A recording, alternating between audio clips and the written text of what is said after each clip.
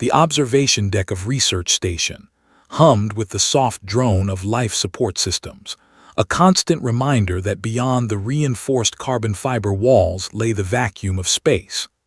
Dr. Elsa Moravec pressed her palm against the transparent aluminum viewport, watching the gas giant below swirl in bands of amber and violet. 3 years she had spent on this station, studying the exotic life forms of Kepler 442b's methane seas, and in all that time, she had never encountered anything like Subject X7. The creature waited in Containment Bay 3. Elsa checked her chronometer. Harry Chen, the exobiologist from Earth's Colonial Science Division, would arrive within the hour.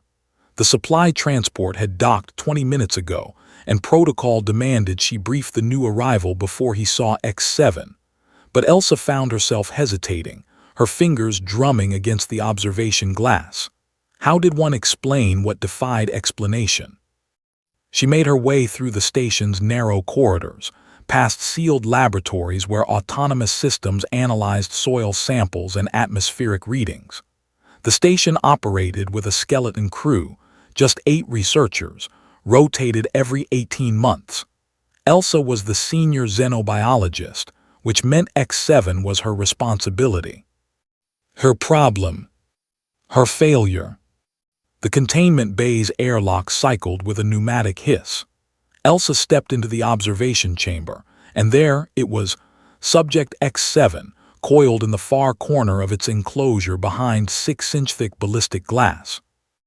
At first glance, the creature resembled the mythological dragons of old Earth, though Elsa knew such comparisons were scientifically meaningless.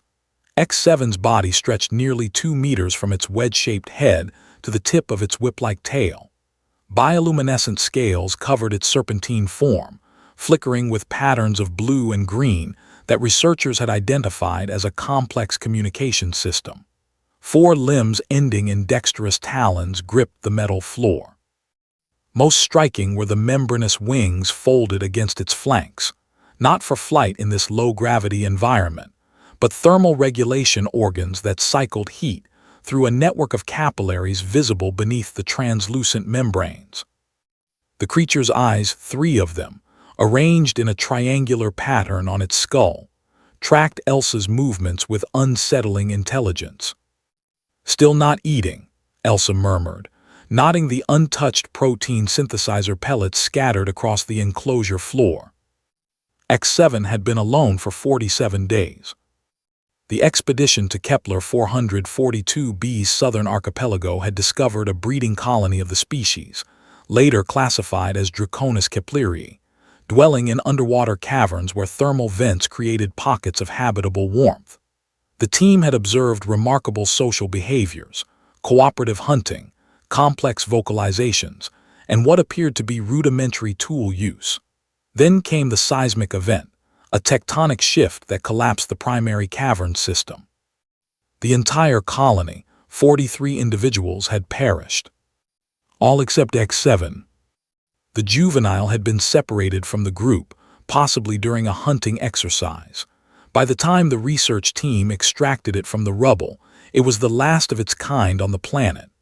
Elsa had argued against bringing it to the station, but Chief Researcher Volkov had overruled her. Invaluable scientific opportunity, he had called it, before departing on the last transport back to Earth. Now X7 was her responsibility, and it was dying. Not from injury or disease, but from something the instruments couldn't measure. The creature had stopped eating. Its bioluminescent patterns had dimmed to sporadic flickers. Medical scans showed elevated stress hormones and a weakening cardiovascular system. In her reports, Elsa had used clinical terms like failure to thrive and behavioral deterioration, but she knew the truth. X7 was dying of loneliness. The airlock chimed. Elsa turned to see a figure in a standard-issue pressure suit stepping through the decontamination field. He removed his helmet, revealing a young face, mid-30s, perhaps, with dark hair and the kind of earnest expression that suggested he still believed science could solve everything. "Dr. Moravec," he extended a gloved hand. Harry Chen, I'm here for the xenopsychology assessment. Elsa shook his hand, nodding the firm grip. You reviewed my reports. All 47 daily logs. Harry moved to the observation window, his eyes widening as he took in X7. Incredible. The morphology is even more remarkable in person. Those wing structures, thermal regulation correct. Among other functions, we've documented at least 12 distinct uses. Elsa pulled up a holographic display showing thermal imaging of X7's wing movements. They also play a role in communication. The patterns correlate with emotional states. Harry studied the data, his brow furrowing. Your hypothesis is that the creature is experiencing something analogous to grief. Not analogous, actual grief. Elsa closed the hologram. The question is whether we can do anything about it. For the next 3 hours, they reviewed everything. Neurological scans showing activity in brain regions associated with social bonding. Behavioral observations documenting X7's attempts to communicate with its reflection in the glass. Chemical analyses of the pheromones the creature released, compounds that in the wild would trigger responses in other members of its species. Harry asked good questions, the kind that demonstrated he understood the complexities. He didn't offer easy solutions or platitudes about doing our best. When they finally returned to the observation chamber, he stood silently before the glass for a long time. In the wild, he said finally, juveniles of this species would have constant physical contact with adults, correct? Based on our limited observations, yes. They're intensely social creatures.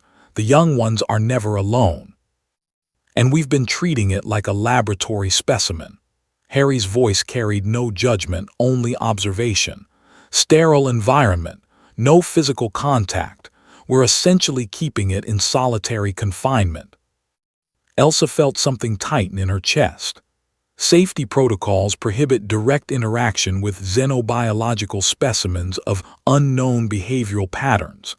X7 possesses claws capable of puncturing Kevlar and a bite force measured at. I know the specifications, Dr. Moravec. Harry turned to face her.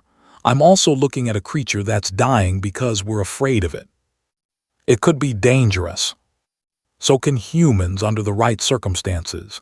He returned his gaze to X7, but this one isn't showing aggression, it's showing despair. Something in Harry's words resonated with the guilt Elsa had been carrying for 47 days. She pulled up the security protocols on her datapad, fingers hovering over the access codes. If something goes wrong, then we document it and learn, Harry said. Isn't that what we're here for? The safety override required both their authorization codes.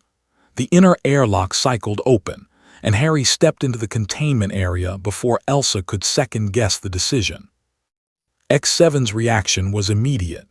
The creature's head snapped up, bioluminescent scales flaring bright blue, a color pattern they had documented as indicating surprise or heightened alertness.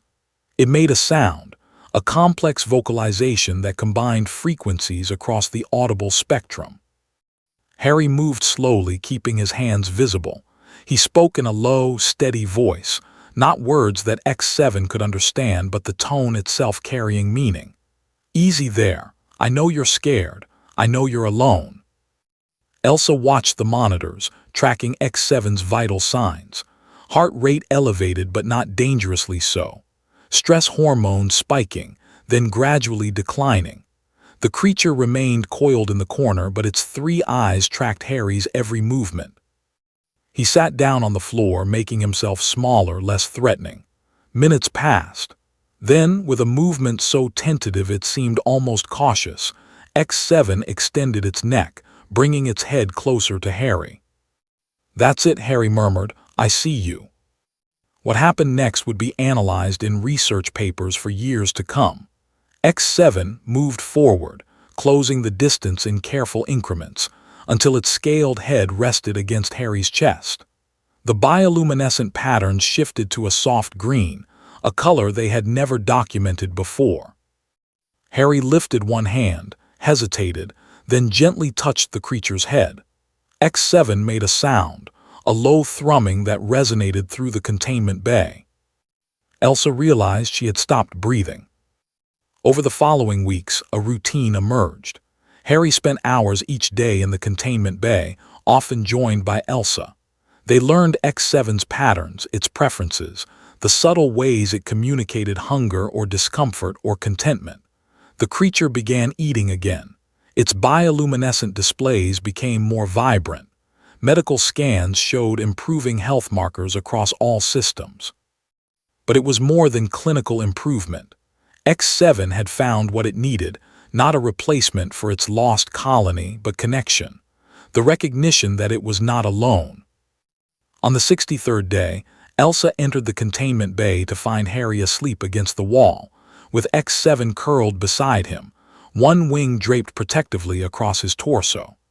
The creature's scales pulsed with slow, rhythmic patterns of deep blue and green. Peace, contentment, trust. Elsa updated her research log, but the words felt inadequate. Science could measure neurotransmitters and behavioral patterns, but how did one quantify the transformation she had witnessed? How did one explain that sometimes the most important discoveries weren't about taxonomy or physiology, but about the fundamental needs that transcended species? X7 raised its head, regarding Elsa with those three intelligent eyes. Then it did something it had never done before. It extended one wing toward her, an invitation. Elsa moved forward and sat beside Harry, who stirred but didn't wake. X7 adjusted its position, creating space for both of them within the shelter of its wings. The bioluminescent patterns shifted, creating a canopy of gentle light. In her report that evening, Elsa wrote, "Subject X7 demonstrates remarkable capacity for interspecies bonding. Recommend revision of all interaction protocols. Further study needed on the psychological requirements of social species in isolation. Note, terminology revision proposed. Subject X7 should be designated by individual identifier. Suggest name, Kepler." Outside the observation window, the gas giant turned slowly against the star field. And in Containment Bay 3, three beings, two human, one decidedly not, shared warmth and companionship in the cold vastness of space. The orphaned creature had waited, and when new guardians appeared, it had found what all sentient beings need: the knowledge that someone sees you, values you, and chooses to stay.